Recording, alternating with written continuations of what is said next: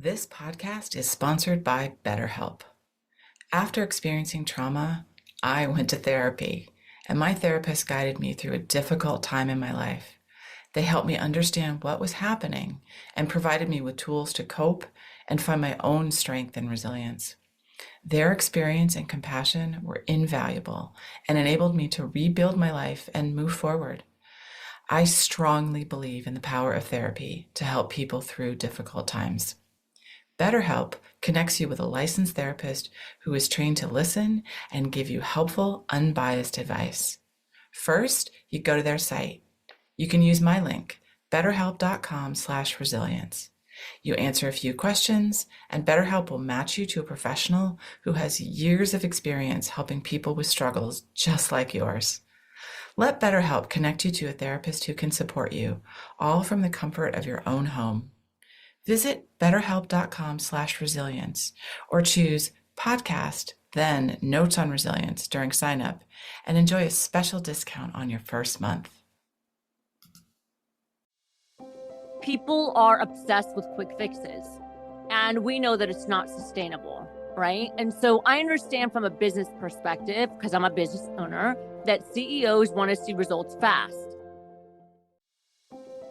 Hello, and welcome to Notes on Resilience. I'm your host, Manya Chalinsky. My guest today is Nada Nasserdeen. She is the founder and CEO of Rise Up For You, a global leader in soft skills and leadership development. We talked about emotional intelligence, compassion, and those soft skills that aren't really that soft. They're really important for managing a business and paying attention to our people. I think you're really going to enjoy this episode. Neda, I am so happy to be talking to you today. Thank you for being here. Thank you for having me. It's an honor to be here. First question out of the box is, what's one thing that you've done in any area of your life that you never thought you would do? Okay, the one thing I've done that I never thought I would do is climb Mount Fuji in a typhoon. Okay, there's a lot to unpack there. Yeah. Are you a mountain climber in general? Nope, not at all. I've spent time in Japan. I've been there multiple times when I used to be a performer. And Mount Fuji was just a thing that, I don't know, I just wanted to climb it. And so my younger brother and I, we decided to go on the excursion, and the typhoon was by accident. Like, we were climbing Mount Fuji. It takes 2 days. And after the first day, that's when the typhoon hit, and it was really, really bad. And it was scary, but we survived and we did it. Wow, that's amazing. That's really cool. And I would imagine that the typhoon was the accident, right? That's you didn't plan, let's wait for the next typhoon. Not at all. Not at all. Yeah. Oh my goodness. Well, thank you for sharing that. And I'm envious. I love Japan, would love to climb Mount Fuji. But today we're talking about compassion in leadership and emotional intelligence. And just to get us started, what do you think about the concept of compassion in leadership in our organizations? Well, I think that a lot has happened in the last 3 to 4 years that I think has made like compassion and empathy more of a buzzword. And if I'm being completely honest, I think that leaders have a hard time. I don't want to say balancing both, but being able to display compassion and empathy whilst at the same time maintaining expectation and standards. And so my initial thoughts are that it's super important to have. That's how we build strong relationships and trust with the team. That's how we show the team that we're human and that we care about them beyond the job. And at the same time, we have to be wise enough to also maintain expectations and standards in the face of compassion and empathy. Right. And what do you think is the challenge? Why is it difficult to maintain those standards and meet those goals and also be empathetic and compassionate? Well, we see the extremes. So we either see a leader that is so metric driven that they're not people focused, right? So it doesn't matter what you say, they're going to tell you, hey, at the end of the day, we still need A, B, and C to get done. And they displayed zero compassion or zero empathy. Or we see the other extreme side of it, which is leaders that unfortunately struggle with self-confidence and people pleasing, and they want their team to like them. So then they have a hard time having critical conversations. They struggle with setting standards and expectations because they don't want to rock the boat with their team. So those are the two extremes that we see, which is why it's important to really marry the two. Right. And is there a secret or a trick to finding that balance? Never. Because it's never like let's just, one thing. It's building soft skills, it's building the emotional and social intelligence, it's understanding how to display empathy and active listening and compassion, and also being able to communicate standards and expectations. And all of those are strategies and tools and exercises that you have to practice. It's not like just do this and it works, right? So I would say that the hack, which is actually a lot of work, is to build the social and emotional intelligence around your leadership. Right. And you mentioned that word that so many people don't like. So they often, when you talk about business, people don't like the concept of compassion. That feels like it doesn't have a place in business. And you mentioned soft skills, which also I think sometimes leaders think that doesn't have a place in business, as if business is somehow separate from us being human. And you mentioned social and emotional intelligence. How do we train leaders to have that? How do we help them recognize the skills they already have and build on them? Yeah. Well, I would say first to start with is that if any business owner or leader out there thinks that emotional intelligence doesn't have a place in their business, then they are very misinformed about what emotional intelligence is and the ROI that it provides to a business. Because 80% of your success as an organization and as an individual is dependent not on the technical skills, but the emotional intelligence. So you can have all of the best strategy, you can have all of the best systems in place, but if you don't have people that know how to build relationships, that know how to take action, that are motivated, that are confident to make the sale, that are influential to drive stakeholders to say yes, your business plan, your strategy, and the scalability of your company will not last. It's not sustainable, nor will it scale.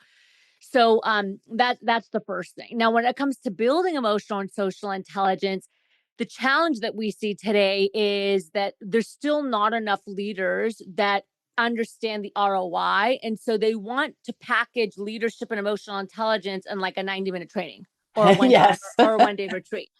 And the truth is that emotional intelligence and these soft skills are just like going to the gym.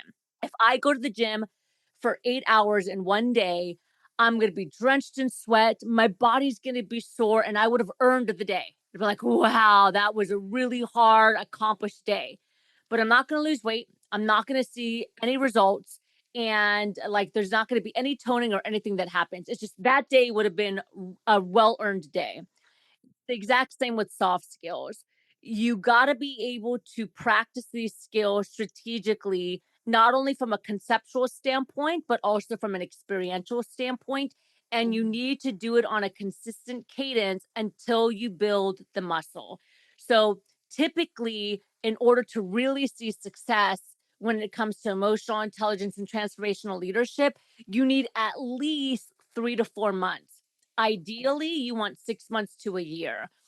So, like all of our coaching programs and all of our training programs with teams are 6 months to 2, 3 years, right? Or a year or 2 years. And when we do it that way, then you've now built the muscle memory so that when you are in times that are stressful or when you're in triggering meetings or hot debates, you know exactly which muscle to use, which emotional intelligence tool to use in the moment so that it's successful for both you and the person that's sitting across from you.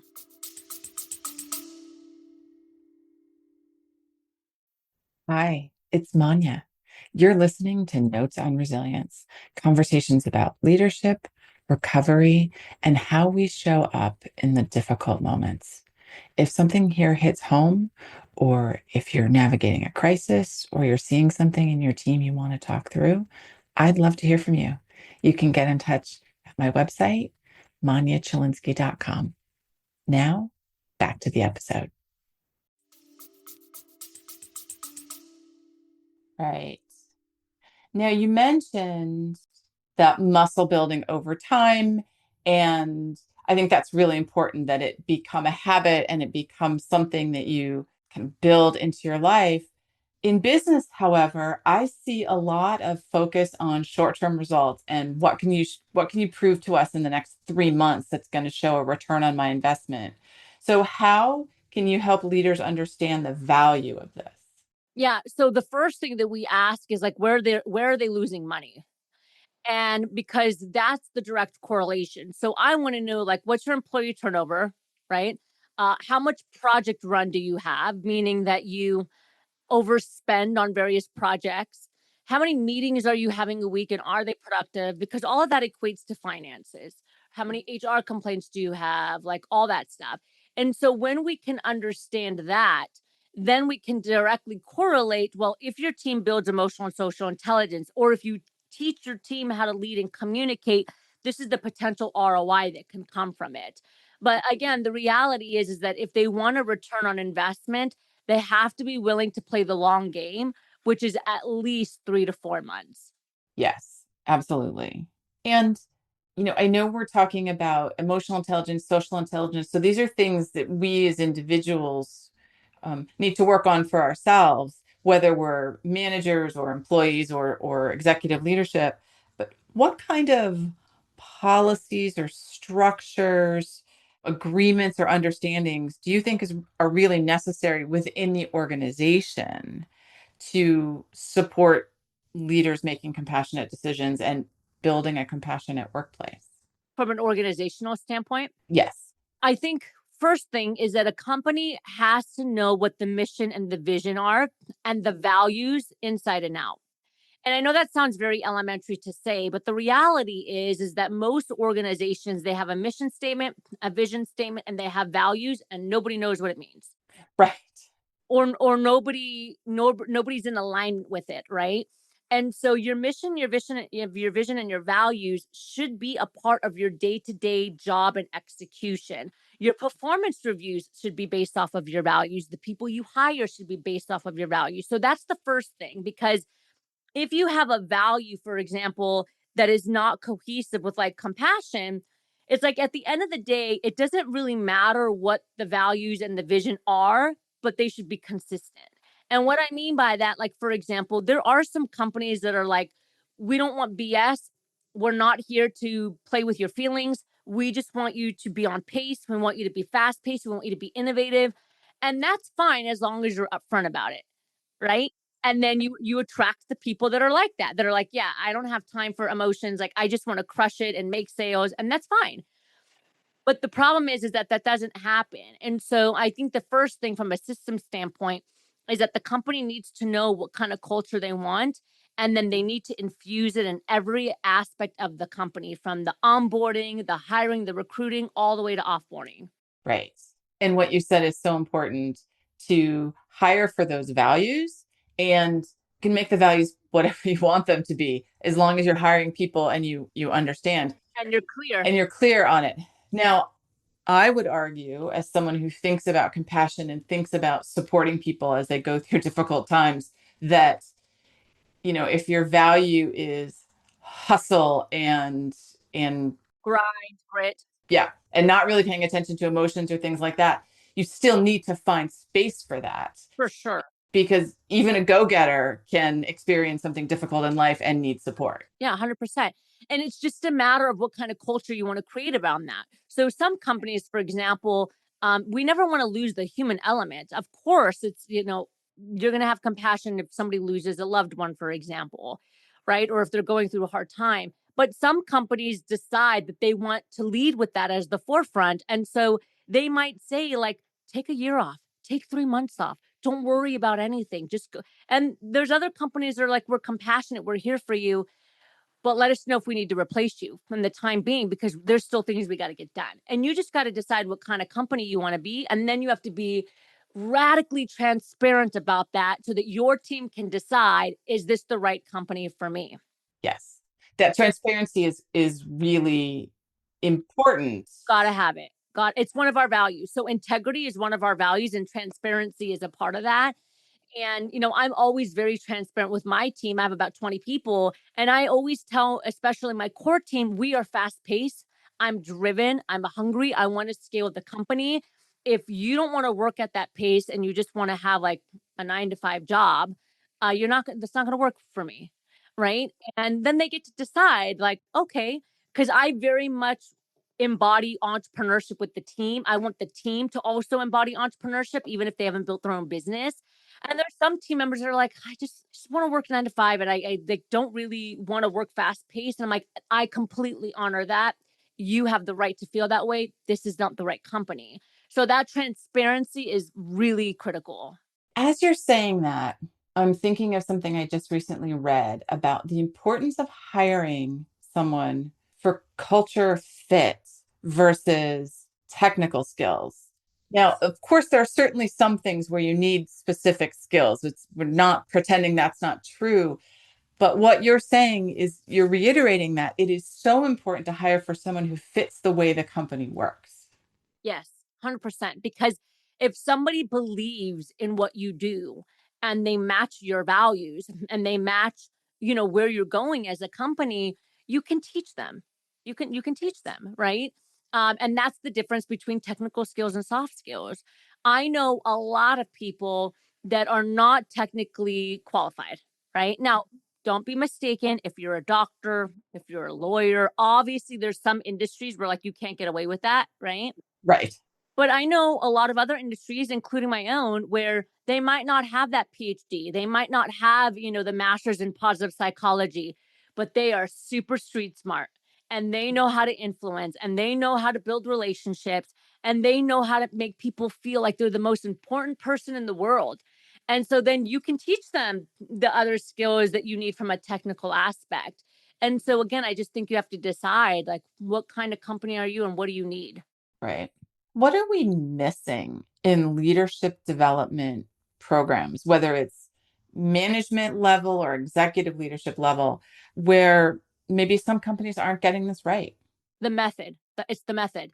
So what I mean by that is exactly what I mentioned earlier about the 1-day leadership retreat.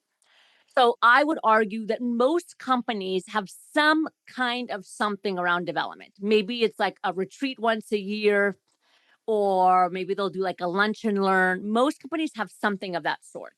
But the majority of companies do not understand that in order for it to really create an ROI and an impact, you've got to build a program with a cadence, a sequence, and it needs to be delivered in a certain format and time.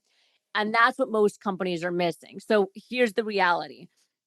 Number one, it needs to be in a cadence where it's not too fast because then they can't implement, and it can't be too far apart because then they lose retention, right? So like let's say you're going to do a training session. You don't want a training session to be like the next day, the next day, the next day, because there's not enough time for them to implement and soak in the knowledge. But you also don't want the training to be 3 months apart because they're going to lose everything in that 3 months. Okay, so that's the first thing, is like, what's the cadence? And the second thing is the sequence. So I know a lot of companies that are like, oh, we do all these workshops. And I'm like, well, okay, what are the workshops? And they're like, oh, we're just kind of like whatever we need. Like, that's not sustainable because from a cognitive perspective, the sequence of the content doesn't make sense. So, like, I recently just talked to a company and he's like, oh, well, we just did accountability for the team. And then the next one, we're doing self awareness. And I told him, I said, why do you have it in that order? He's like, well, it's just kind of what we kind of came up. And I'm like, but that's not how you learn, right? Like, they're not going to be able to implement the accountability with their team if they don't have self awareness around their own leadership behaviors. So, sequence of the content is highly critical, right? So, if I'm doing a series of workshops, what order is the content being put in, right? The third is the engagement and deliverability. So we have a rule here at Rise Up For You that 50% of our time with the client is concept. So, like, here's the knowledge, here's what it means. And the other 50% or more, 50, has to be execution with the participant. So, experiential learning, coaching simulations, breakout, reflection, walking around the room, doing various things on breakouts with Zoom, because it's not enough just to understand the concept. We have to move the knowledge to the limbic system where like they can feel it and they can feel it in their stomach, right? And they can experience it, right? And then the final part is the actual delivery.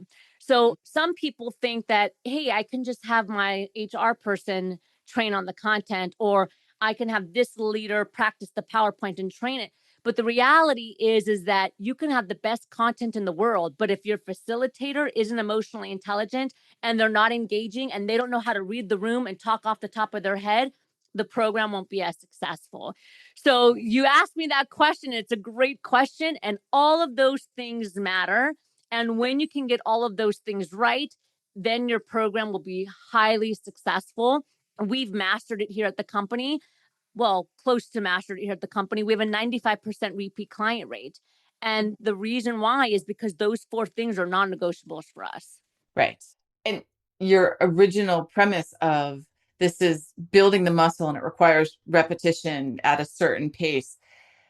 It's such a human feeling to want to just swallow that pill, take that one class, go to that one retreat, do that one day at the gym, and have that be the change that we're looking for. Why is it so hard sometimes to be able or feel like we're able to put that time in over time? For the individual or for like an organization to invest in it? Both, actually. People are obsessed with quick fixes, and we know that it's not sustainable, right? And so I understand from a business perspective, because I'm a business owner, that CEOs want to see results fast. And the scorecard is typically financial, it's revenue based. So if they had to choose, for example, between spending time going through the CRM and the sales versus doing leadership training, most of the time they're going to pick the CRM because it's going to equate to sales probably a lot faster. But what they don't take into account is that it's not scalable, it's not sustainable, and your people could be higher performing and more productive if you did just take the time to build the emotional and social intelligence. And so I think that, again, I think it comes back to not being informed. And also, like, we don't live in a world or a culture where we teach this kind of stuff, right? So it's also, we have to educate around the soft skills before they decide that we need soft skills. But if I were to break it down in simple terms, if I were to go to a CEO and say, would you rather have somebody that is highly technically qualified or somebody that's pretty good technically and they can learn more, but they're confident, they're motivated, they're going to work their butt off for you? Who would you pick? They're going to pick person B. Mm-hmm. And so that's where we say, well, then emotional intelligence is going to be your number one superpower. And if you want your team to be this, they all need to learn it. Right. Okay. Very interesting. Now, you've touched a little bit on this, but how, what are some metrics that an organization can use to really understand that they've built that emotional intelligence and that they have the layer of compassion that they want and are looking for? How do you tie that to the numbers that matter to the CEO? So there's going to be two different things that you'll feel. Okay. The first is just more of the feeling. It's with our clients and companies, they tell us like things just feel a lot easier because leaders are solving their own problems. Right. And when I was an executive, most of my time went to solving people problems. Like I barely spent time on strategy and execution for the operations of the company because I'm either firing somebody, team member did something that is going to cost us a lot of money. So it's like that is equates to a lot. Right. So you have the bucket that's more cultural and emotional, like, wow, they're solving things. There's not as much drama. There's not as much stress. People are able to have authentic, transparent conversations. And that just makes the company, of course, the culture feel better, do better, perform better. And then you have the things that you can tie to a little bit more that we never promise because it's always contingent upon the executive team and the owners of the company. Yes. Right. So we say if you do these things, there's a high probability that this can happen for you. But again, it always comes back to, did the executive team support the training? Were they in the trenches? Did they make this? You know what I mean? So there's a lot of things that play into it. But when we have a company where the C suite team is bought in and they're doing the training, bless you, and they're, doing coaching, then their turnover decreases. Okay. Now we know that turnover, one employee sometimes can cost six figures, right? Their engagement increases. People are starting to take more initiative. Sales increase if we're dealing with confidence, because now if somebody's trying to influence or land, close a client or stakeholder or whatever, they're more confident in their ability to communicate. They know how to build relationships. So all of these things can tie back to dollars. But again, we always say it's contingent upon like the leadership team that's doing it with us. It's the same thing with business. It's like, I can give you a business strategy that can take your company to the next level, but it's always going to be contingent upon the entrepreneur itself, right? If the entrepreneur is not motivated and they don't wake up in the morning and use the strategy, it's irrelevant. Right. Exactly. Exactly. Okay. Thank you for that. And what do you think is the biggest risk to an organization if they're not paying attention to emotional intelligence? They're not thinking about compassion. All of the above: employee turnover, lack of engagement, people that are making a paycheck that aren't doing diddly squat for your company, right? I mean, there's a lot of what do we call them? Ninja warriors, right? With their fingers, that are just sitting at the computer, not really invested in your company, not really performing to their ability, that are just collecting money from you. And so they don't have buy-in. That's like the worst thing. And most companies have that. I mean, even Gallup recently, every year they come out with the same statistic, which tells us the needle is not really moving. That 76% of the workforce in North America are not engaged, but they're collecting a paycheck from you, Right. right? So that means that you're paying people to not be engaged and to probably just be like scrolling on the internet. Right. And that should be a number that stops executives in their tracks, 100%. but it isn't. No, because they're not educated enough around it. And that's why, like, when we work with companies, the first thing we do is we influence, we educate, right? Or we ask them, like, what's the number one problem that you think you see? And then we type back to soft skills, right? So they say, oh, we're not bringing enough revenue. Okay, tell me why. Do you have enough leads? No, we have plenty of leads. Our sales team just aren't selling. Okay, why aren't they selling? Do they have confidence? Do they know how to influence? Do they know how to build relationships? Well, you see what I mean? So then it you got to tie it back. Most come down to the people, but they need somebody like us to help them understand and tie it back. Yeah. Like, we were just talking with the client, and one of their problems is tariffs. So, like, okay, yeah, that is a very real problem that's not necessarily correlated to performance. It's like tariffs have hit, and 30% of their revenue has gone down the drain because the country that they originally got revenue from now was hit with the tariff, and so they stopped buying. Okay, so that is not a people problem, I would say, meaning in your organization. Will help you is the emotional intelligence to pivot that situation, Hmm. right? The change management, the adaptability. It's like, okay, we just lost 30% of our revenue overnight because of tariffs. What do we got to do? And all that, what do we got to do with soft skills? Right. Well, we are very close to the end of our time. And I'm curious, what is giving you hope right now? I think what gives me hope is just the work that we do. What gives me hope is seeing my team do it, because it tells me that it's not contingent upon one person. It tells me that there is a whole community of people that believe in the mission of pushing people in their growth and their team's growth. And it tells me that there's people out there that want this. And so I think every day I wake up excited and passionate and obsessed about what we do. And I feel very grateful that there's people that are searching for it and want it, and people that want to share it and teach it. Oh, wonderful. I like the sound of that. Your hope is with the people, which is an answer I've heard a few times recently. And I love that because we're leaning into each other. Before we go, can you please tell our listeners a little bit more about yourself and your work and how they can reach you? Yeah. So I own the company Rise Up For You. You can go to riseupforyou.com, or even on any social media, YouTube, Instagram, LinkedIn, at Rise Up For You, Rise Up For You, all together.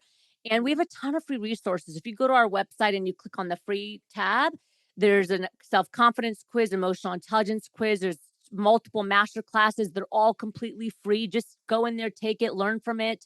So that's where you can find us. And you can also find me on LinkedIn and Instagram at Nada Nasserdeen. I do my own social media. So if you send me a message, it will be me that responds. And if you think this is something that you need, we provide one-to-one coaching. And if you think it's your team that needs it, we do training, coaching, all of the above. Happy to connect with you. Wonderful. Netta, thank you so much. It was so lovely to get a chance to talk with you today. Thank you so much. I appreciate you. Hey, and thanks to our listeners for checking out this episode of Notes on Resilience, and we will catch you next time.